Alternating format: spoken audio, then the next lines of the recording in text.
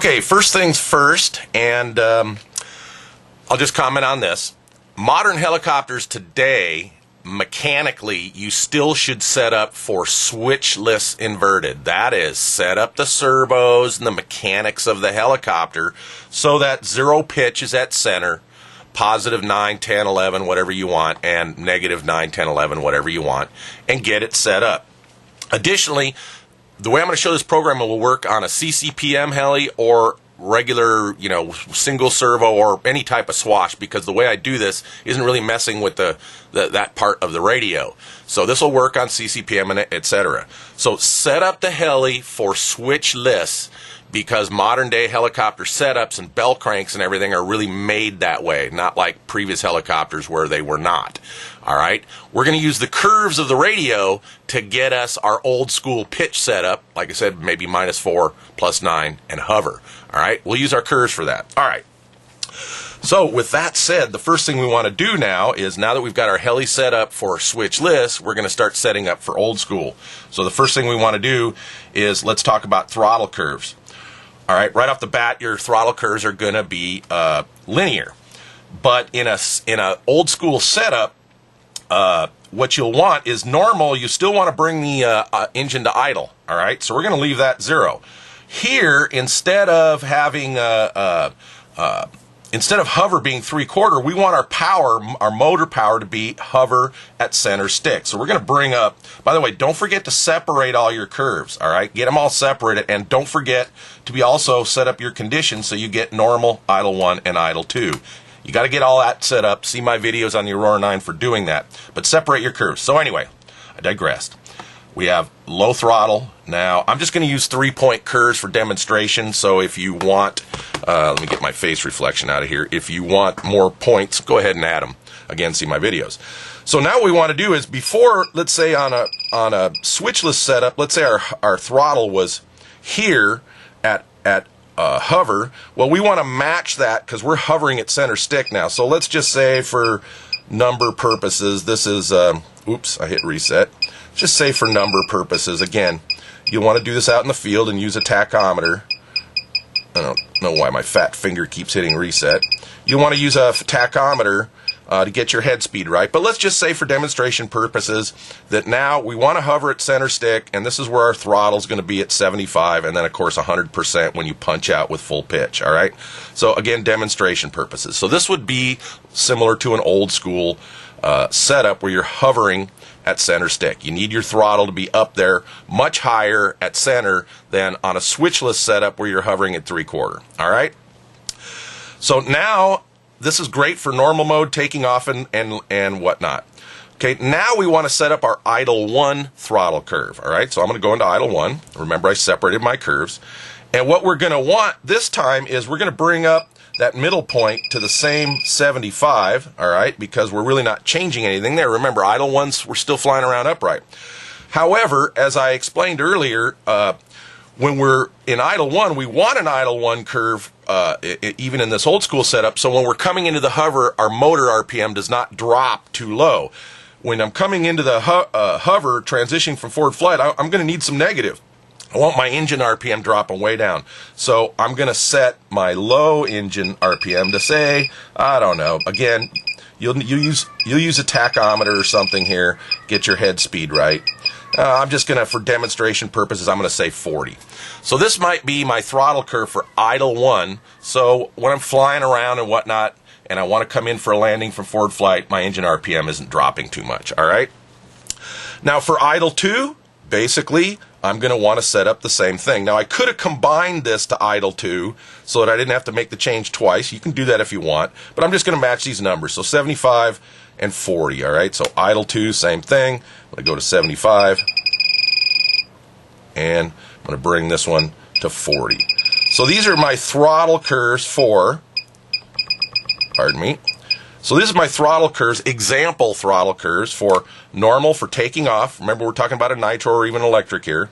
Idle 1 for flying around upright, and I will match that curve for idle 2 for when I go inverted, because I want the same throttle curves, all right? They don't really need to be that much different. So I'm basically set up my throttle curves now. Again, when you get this all set up, you're going to want to use attack and get your curves right. All right. If you're using a governor, then this won't be as critical. Watch some of my governor videos. It'll show you how to set throttle curves for a governor. It'll be about the same. Okay, so now we've got our throttle curves, all right?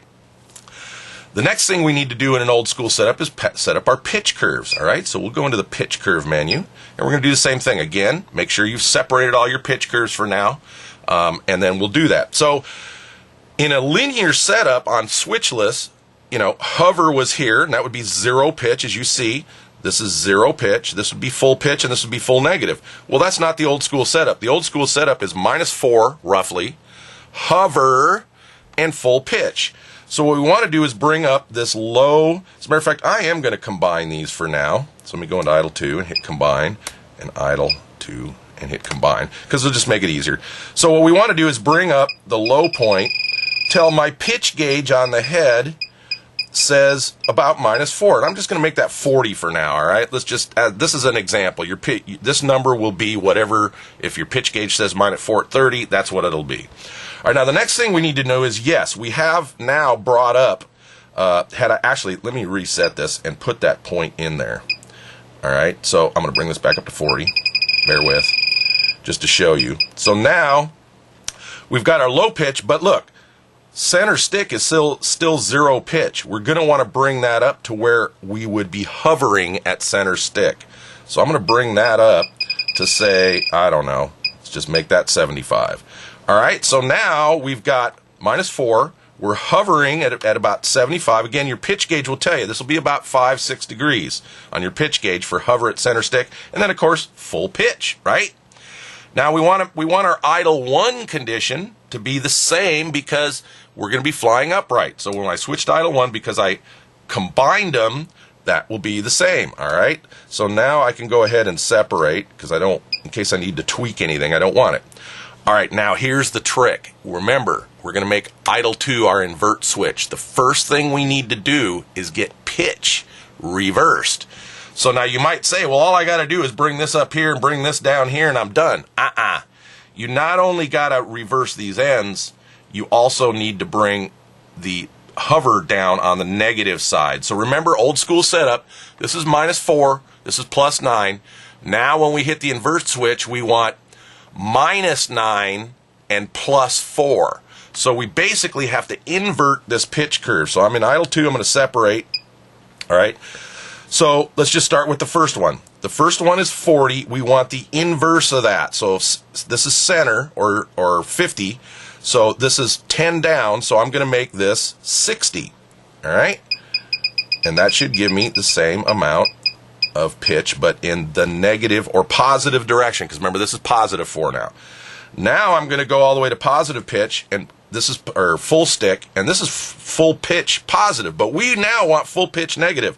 So I'm going to bring this all the way down to negative. And again, doing it this way, because we set up the helicopter in switchless mode, making these changes will automatically make the pitch ranges the same.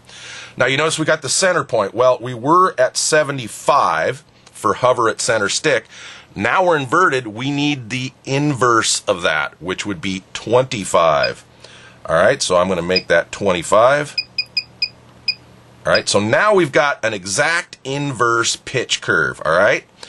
So there we go. Now we've got the same pitch curve for negative, but the stick is reversed, then positive. See that as I switch between idle 1 and idle 2? Perfect. All right, so let's see it, and let's show how that's actually going to work for pitch. So if you remember the servo monitor is your friend. So I'm going to go into the servo monitor. Now in idle 1, let's say when I was done setting up my helicopter, I just so happened that all 3 of these servos, this is a CCPM helicopter, so 3 servos control the swash. At full stick, you'll see I've got a value, all in this direction. I'm in idle 1. Now watch what happens. I'm at full pitch, positive pitch. When I flip my invert switch now, because of my pitch curve, look what happened. it moved to the same value but in the negative range. Again, we set up our heli mechanically, so 0 was here. This way we know that pitch curve will give us exactly the same negative as positive when I flip the switch. That's what that pitch curve did for me. All right, so now if I go low stick, you'll see, all right, I'm in idle 1. You'll see I've only got a little bit of negative here, all right? But when I flip the switch, now I've only got a little bit of positive here, so it's exactly the inverse. Make sense? Exactly the inverse.